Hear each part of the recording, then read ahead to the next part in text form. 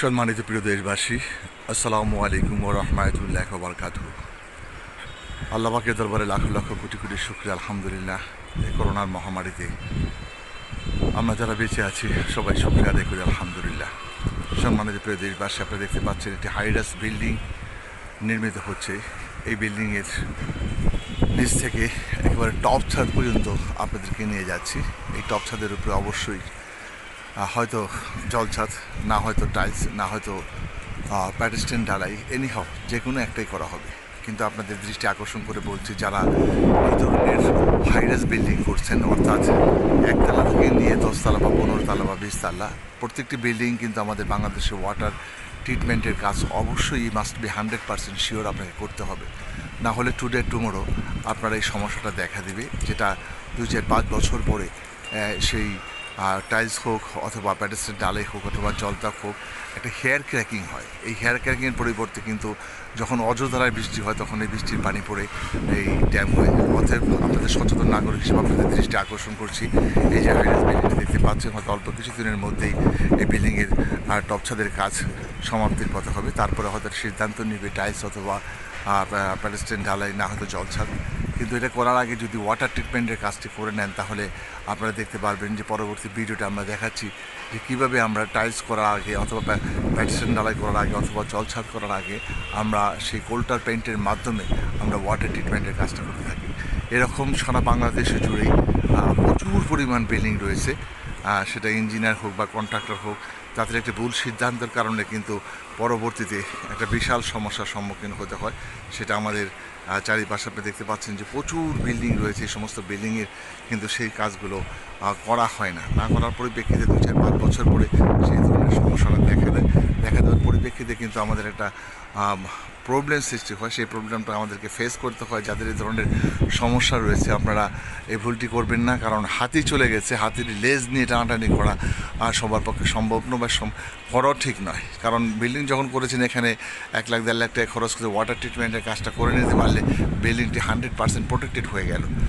অতএব আপনার সচেতন নাগরিক আপনার দৃষ্টি আকর্ষণ করছে। আপনারা দেখতে পাচ্ছেন যে বিল্ডিংটা বর্তমানে দেখছেন, সেখানে কিন্তু ওয়াটার ট্রিটমেন্টের কাজ করা হয়েছে।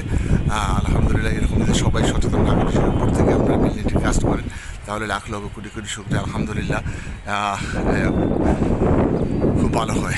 যদি ধরনের সমস্যা হয় বা নতুন করে বিল্ডিংয়ের কাজ, আপনারা অবশ্যই যোগাযোগ করবেন। ধন্যবাদ, অনেক অনেক ধন্যবাদ আপনাদের সবাইকে। সুস্থ থাকুন, সামাজিক দূরত্ব বজায় রাখুন, 100% মাস্ক ব্যবহার করুন।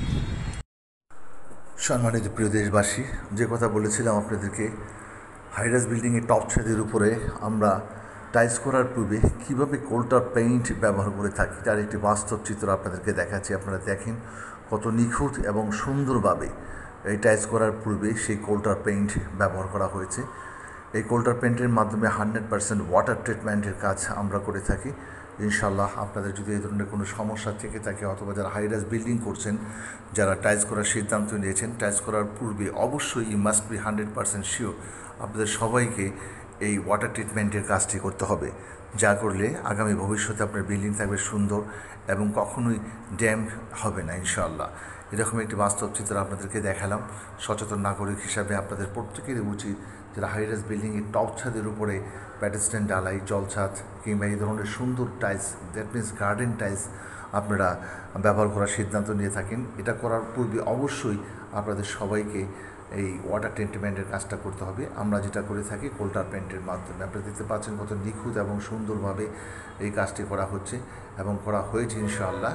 এবং তার সাথে গার্ডেনও রয়েছে। গার্ডেনের কিছু অরিজিনালি আরসিসি টপ যেটাকে বলি, যেখানে গাছ লাগানো হবে, সেই ধরনের টপ রয়েছে। চমৎকার বর্তমানে সেই গার্ডেনটি রয়েছে।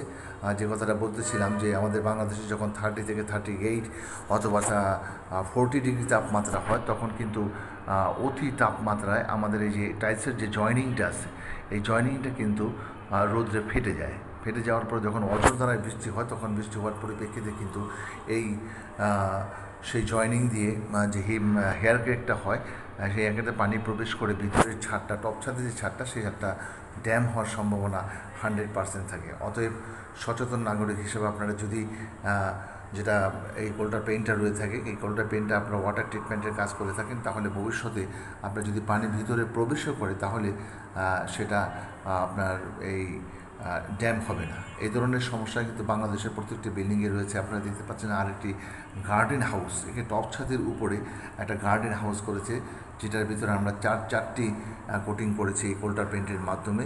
এই কোল্টার পেন্ট চারটি কোটিং দেওয়ার উদ্দেশ্য, এখানে মাটি ফালানো হবে, সারযুক্ত মাটি। সেই মাটি ফালার পরে এখানে একটি গার্ডেন করা হবে।